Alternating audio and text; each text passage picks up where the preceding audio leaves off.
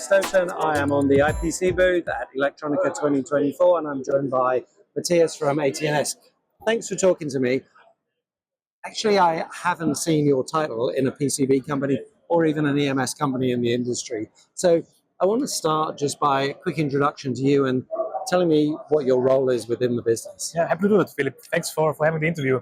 So my name is Matthias Piers. I'm Director of Corporate Affairs, meaning I head the Global Public Affairs agenda for AT&S, a leading manufacturer of high-end PCB and IC substrates based in Europe, specifically in Austria. Yeah, and I think there's a lot of talk about the PCB industry and its critical nature and its role with respect to securing certain supply chains within the industry.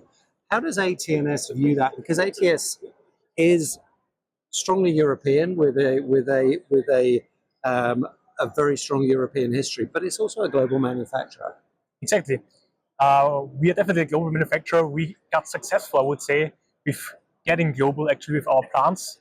We have plants in Malaysia, we have a plant in China, and just recently, as part of the so-called IPCI scheme of the European Commission, actually, we invested roughly 500 million euros in the heart of Europe, in Austria, to have the first IC substrates, specifically advanced IC substrates for high-end microchips, so to say, catering for trends like AI and advanced packaging underneath.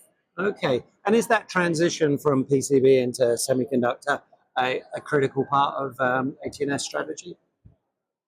Yes, you can say so. So we have two BUs. One BU is focusing on the PCB, on the existing business, so to say, in the high-end segment. On the other hand, we have the so-called IC substrate business, which, as you say, focuses on the semiconductor industry, which with renowned customers in the chip industry, which I can't talk about, but I think generative AI and those kind of trends precisely describe the companies with whom we are dealing with. Yeah, no, absolutely. People will know those names. You were on the IPC booth just now in a panel with representatives from the EU and representatives from different parts of the industry, talking about the critical nature of the printed circuit within the supply chain and the value chain. Is that a message that's hitting home, and do you see real action from the European government on that, or is it a kind of a slow process? I mean, in general, I would say that the European Union, it's kind of slow because you have 27 countries agreeing on certain policy topics. But what is interesting is, with also today's panel, we see the interest of the European Commission to tackle the topic of how can we deal with the whole ecosystem of microelectronics, from the front end in the chip industry to the back end, where exactly IC substrates, packaging, and PCBs are located.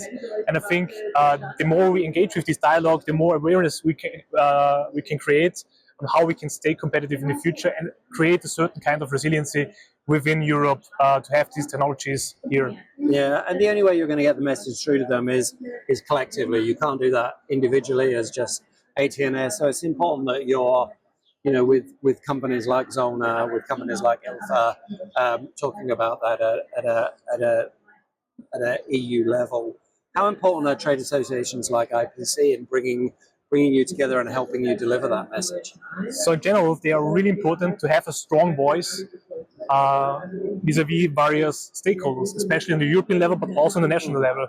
What is interesting with IPC is that they really have this international global approach, with just recently being active also on the European level, which we highly appreciate. Yeah. And this kind of approach really helps us to not only advocate on the one hand on the European agenda, but also to facilitate our business globally with the Trade Association of IPC. And I think for this kind of purpose, IPC does a quite good job, and also gets the attention, as I said before, from the European Commission, also with the latest study on exactly our industry. Yeah, and I think one of the concerns that we've seen repeated regularly in Europe, but I think it should exist in the US as well.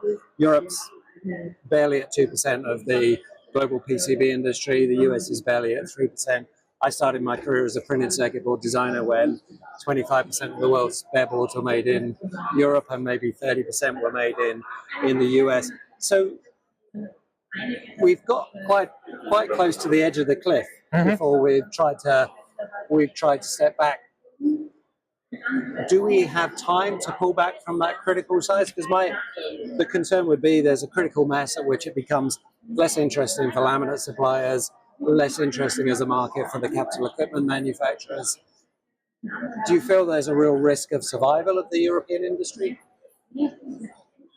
Yes, I would agree. And at the same time, I would say that as there is a risk of survival to a certain extent, we have to push forward. Yeah. From our perspective, as we are catering mainly the high-end, so to say, customers in the PCB area, but also with our IC substrate technologies, we're really focusing on technology leadership. Yeah. Far specifically with the substrate, it means how do we get the chance in Europe to shape also trends like AI from hardware perspective. Yeah. With the latest project, we set the first cornerstone. The question now is, how do we generate the local demand also within Europe to get big players to Europe and exactly push forward latest technologies in the AI field by means of advanced packaging. But for this, you also need the big players in the chip industry, and this will be something of great importance in order to stay competitive in the long run.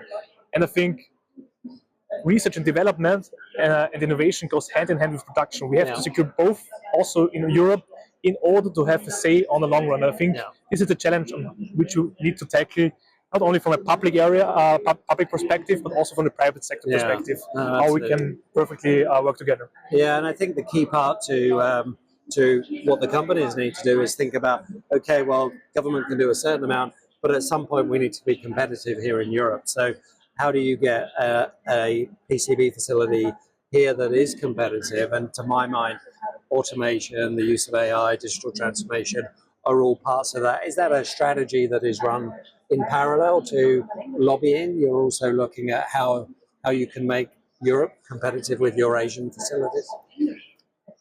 I mean, I would say we have a so-called substance triangle, for example, where we are being active in Asia, in Malaysia, for example, and also in Europe. And we really try to aim for the perfect customer. Yeah.